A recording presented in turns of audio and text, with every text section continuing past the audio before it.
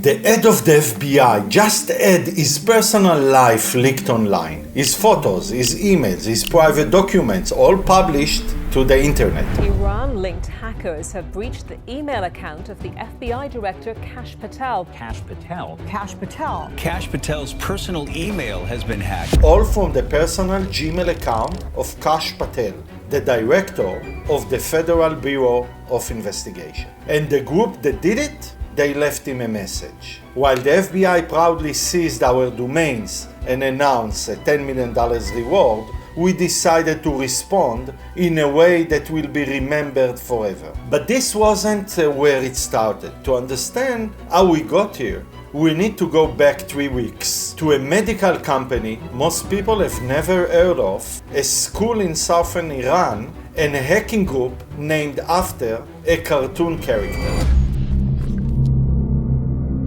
There is an iconic figure in Palestinian culture, a barefoot boy who always has his back turned. He was drawn in 1969 by a Palestinian cartoonist, Naji El-Ali. He symbolized defiance, refusing to look away, refusing to compromise. Someone thought that was the perfect name for a hacking operation. Handala hack team appeared after October 7, 2023. They hit Israeli infrastructure, Gulf energy companies, Western organizations. They call themselves pro-Palestinian activists. But Palo Alto Networks, IBM X-Force, Sophos, and the US Department of Justice all tell a different story. They formally linked Handala to Iran's Ministry of Intelligence and Security, the MOIS, a proxy group. Iran gets the impact of a state cyber attack without the fingerprints. And Iran has been doing this since 2010, when a virus called Stuxnet, attributed to the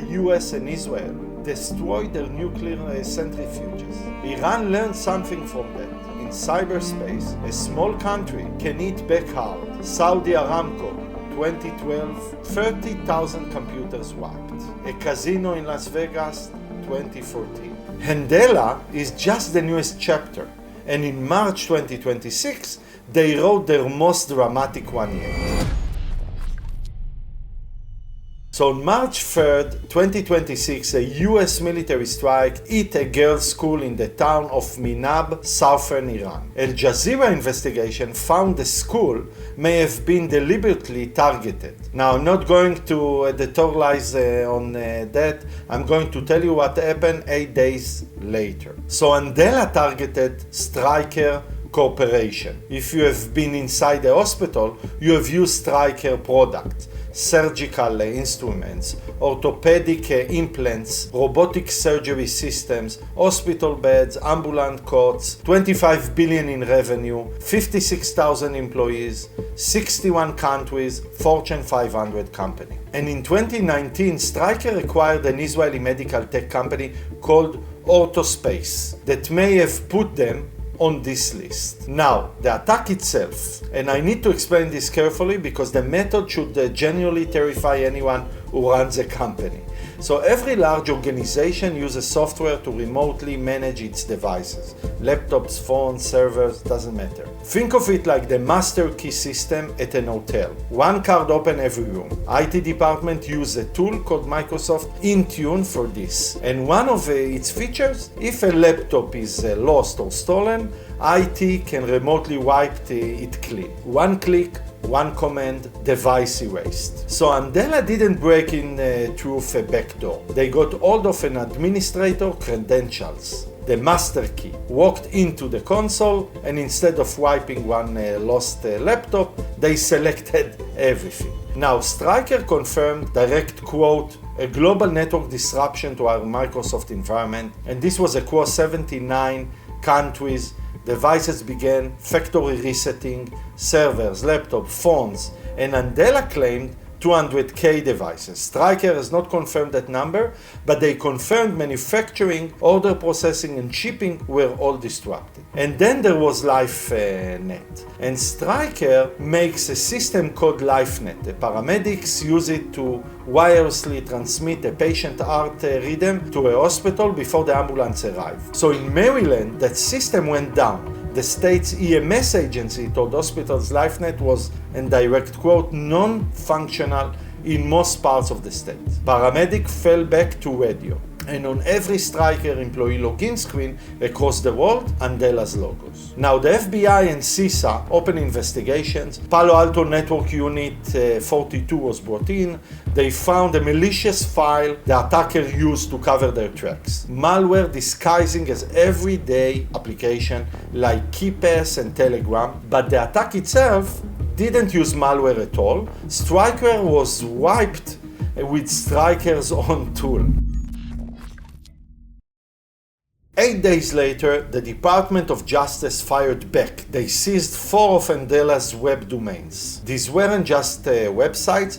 Court documents showed the group used them to publish stolen data, claim cyber attacks, and issue death threats against journalists and descendants in the United States. And then I found something in the court documents that I almost didn't believe. And Handala had allegedly offered $250,000 bounty to the Jalisco New Generation Cartel, one of Mexico's most violent drug organizations, to physically arm their targets. Now, Handala's account on X was suspended. FBI Director Kash Patel stood at a podium and said the FBI would hunt down every actor behind these attacks. The Trump administration announced a $10 million reward for anyone who could identify Handala's members. By any measure, this looked like a decisive win, but it wasn't. Checkpoint, I think is the chief of staff, Gil Messing, called it an ongoing game of whack-a-mole, and he was exactly right.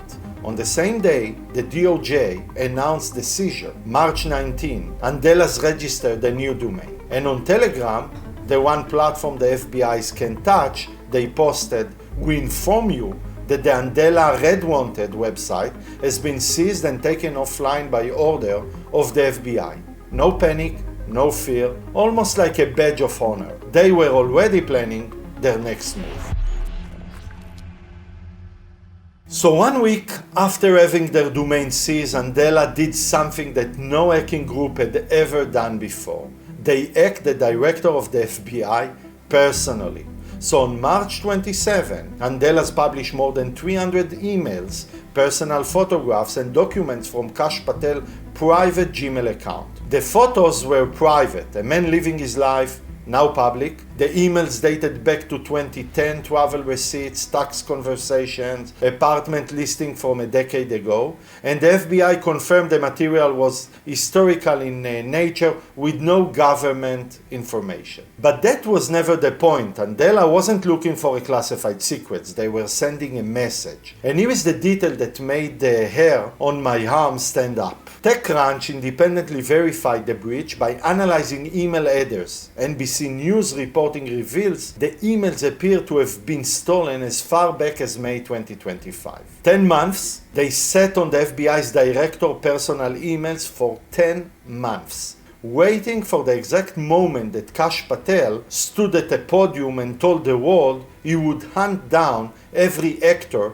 behind these attacks. And then Handala wrote him a message. While the FBI proudly seized our domain and announced a $10 million reward, we decided to respond in a way that will be remembered forever. The FBI security was nothing more than a joke. And there is one more layer to this. In late 2024, before Patel was even confirmed as FBI director, he was told that Iranian hackers has already accessed his personal communications, part of a broader campaign targeting incoming Trump administration officials. He knew the threat, he knew they were watching, and it happened again. The man who said he would hunt down every actor behind these attacks had his personal life published by the very group he was hunting. So I keep coming back to two things. The first, what Handala did to Stryker should scare every company on the planet. They didn't need some nation-state zero-day exploit. They compromised one admin account, they used the software that Stryker's own IT team chose, installed and trusted. The lesson isn't that Microsoft Intune is broken. The lesson is that trust is the attack surface. The second, what they did to Kesh Patel wasn't a security breach. It was a psychological operation, a performance. The goal wasn't intelligence, it was humiliation. Now Iran gets to signal power without claiming responsibility, plausible deniability, but when court documents show a group coordinating with drug cartels and threatening to kill journalists, the word activist stopped meaning anything. The $10 million bounty tells you how seriously the US takes this. Handala bouncing back in 24 hours tell you the limits of that seriousness. This cycle, attack, retaliation, counter-retaliation, it mirrors the physical war between the US, Israel and Iran. Except in cyberspace, there is no ceasefire, there is no border, and the front line runs through your inbox. As of right now, when I'm recording the video, Handala is still active, still posting on Telegram, still operational. The FBI is still offering $10 million.